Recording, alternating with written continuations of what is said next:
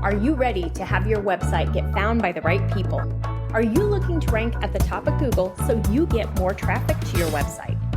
Are you ready to learn how to use SEO and content marketing to grow your organic traffic?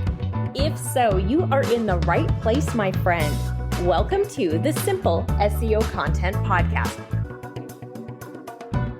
Hi there. Welcome back to the Simple SEO Podcast. I am Rachel Lindhagen, and I'm so glad that you are here with me today. I want to talk about something really important. The next 3 episodes are all going to be questions that I'm hearing on a regular basis concerning SEO and the state of SEO right now. You may or may not be aware, things are changing. Things are evolving very rapidly within the industry, which is interesting because generally SEO is a pretty steady industry. Things don't usually change a whole lot. I mean, we had massive changes. I hate the word massive now with AI because it uses it too much, but we had really big changes like 2011, 2012 timeframe with Google Panda and Penguin. Those were some of the biggest ones we had, where one went after low quality content or very thin content on websites. The other one went after unnatural link building that were kind of cheater tactics. They were things that people were doing in the early days of SEO, kind of the wild, wild west of SEO, where you could rank a website just by building a whole bunch of backlinks. Didn't matter who they were from, what they were. You could have almost no content on a page and still have it rank well. So really for the last decade, we've been focused on creating great content and making sure that it's optimized for Google, but it's always people first content, meaning that it is created for the reader, not for the search engine. It is not just SEO content itself. I teach that to my students. Like, we always stay focused on our audience, our listener, our reader, our potential customer. We want to make sure that we're providing value.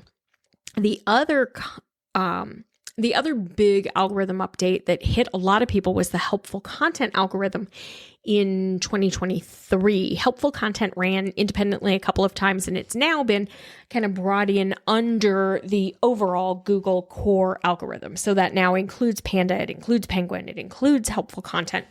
Helpful content was really hard on publishers. It was really hard on bloggers. It was hard on bloggers who ran a ton of ads and had lots of pop-ups on their website.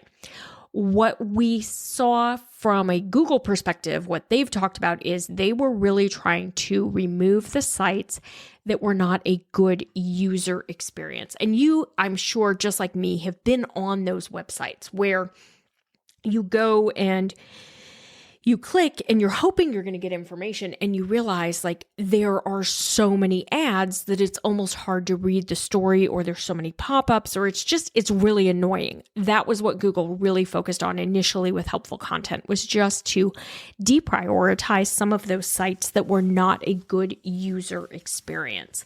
So they did do that. If people have cleaned up the sites, they've really worked on removing some of the ads, they've made it a better user experience, they're recovering from helpful content. So if you hear people saying, I never recovered from it, they probably have a user experience issue at this point in time. So now people are asking, like, is SEO even worth it? Does it still work? SEO still works today, even with AI. I know that's the next question, is like, but what about AI overviews?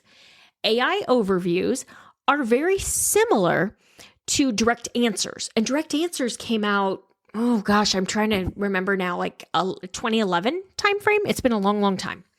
Direct answers, maybe that one was 2018. I don't remember my exact numbers, but it's been a long time. Direct answers give us information that Google figures we don't really want to go and read a blog post on. We don't really need to go read content.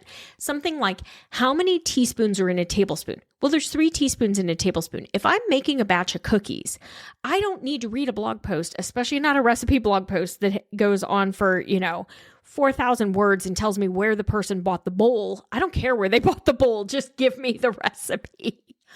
I don't need to read that in order to find out that there are 3 teaspoons in a tablespoon. I just need it told to me at the top of the page, and that works great. And that's a direct answer.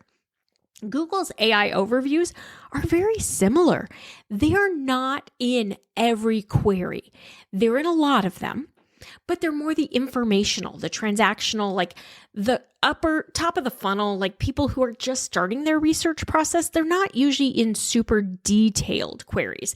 And so I personally find myself reading the AI overviews versus going to websites sometimes. Now, if I see something and I want more information, it's more than just that direct answer. It's more than just how many teaspoons are in a tablespoon. And I'm looking at the AI query. I'm going to be like other consumers and I'm going to click and I'm going to go through and I'm going to go to the website that they're pulling that information from. So SEO still works. And the reason SEO still works, let's talk about it. If you want to show up in AI overviews, you want to show up in ChatGPT, Perplexity, you want to show up in Search GPT, ChatGPT's search engine, you need to be doing SEO on your website, because what we're seeing is the websites that they're pulling that information from are the ones that they like, they know, they trust. They're the ones that have built their authority. They're the ones that have great content. They're the ones that are optimized for Google. So it's really important that you understand. Absolutely, SEO is still working today. It is evolving. It's not dead. We're going to talk about that in a future podcast episode as well. SEO has been dying for 15 years. Every time something changes, SEO is dead. I could be a billionaire if I had money for every time somebody said SEO was dead. It's not, but it's changing. Google is continuing to test and change and grow. And yes, the AI search engines are picking up. The chatbots are picking up. They are getting more search. However, ChatGPT is on track to have 1% of the searches in 2025. 1%. Google, while they have taken a slight dip, they're still at like 88 to 89% of the search share. So there's still a huge amount of traffic going through Google. The other thing, in the most recent article that I saw, we actually had a 373x, like 373 times the number of searches go through Google that go through ChatGPT in a day. So yes, SEO still is very important. As long as people are searching for information related to your business, as long as there is search activity, you will need to do SEO. SEO will still work, because if you want to rank, you want to show up high on Google, you want to get traffic to your website, you want to have people join your email list and all of that, then you need to do SEO on your website. This, I think, is one of the biggest mistakes that I see people making right now, and they've been making it as long as I've been in the industry, is they don't prioritize it. They don't really understand how critical it is. They think that SEO is an extra. It's something you do after the fact. I'm going to build my website and then I'll do it. You actually need to build your website with SEO in mind. If you are doing that, you're going to realize, once you understand, you're going to see that SEO keywords come into play in your navigation, your site structure, your content on your pages, your blog categories. Everything can be tied back to SEO. You can be so strategic in what you do if you understand it. And if you understand it, you have a well-optimized site, and you're targeting keywords that you have a really good chance of ranking for, you, my friend, can rank very high in the Google search results. You can get more traffic. You can build your email list. Doing that is going to help you start to have that passive income funnel that so many of us want, because now we've got traffic coming to our website and we have a way to capture that traffic. And then hopefully they're going to convert and turn into a lead or a sale, or they're going to book a consult call. Like, SEO can be the foundation of your content strategy, your optimization, your visibility, and it can be what fuels your passive income funnel. So does it still work in 2025? 100%. It is not too late. You did not miss the boat. You do not need to worry about doing something else instead. The AI chatbots are not taking over completely. Just know that this is really the time to get started. It still works.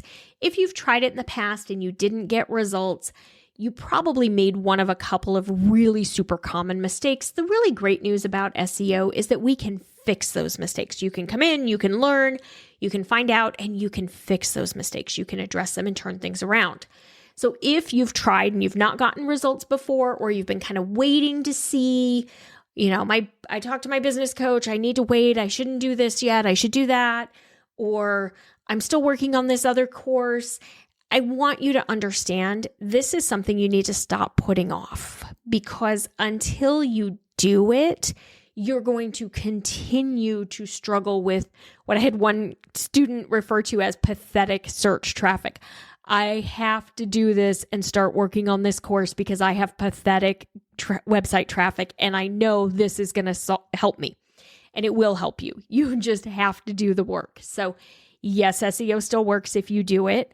If you're ready, join me in Simple SEO Content. It is the easiest way. I will walk you through what to do, how to do it. I'll also teach you how to be part of the AI overviews and ChatGPT and Perplexity, and how to look in analytics to find out where you're getting traffic from all of those things, because it's all in there if you know where to look.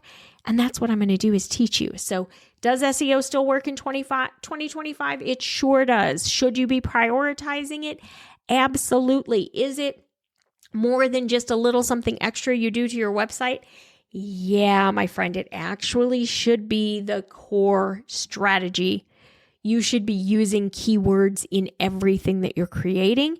And if you understand, once you understand it, it's easier to do things like launch a podcast. Podcast SEO is amazing, works really well. I'm just saying, I have one of the top 100 marketing podcasts in the entire world. So thank you for listening. Do truly appreciate it. It was not always that way. When I first launched this podcast 2 years ago, my very first month, I had 121 downloads.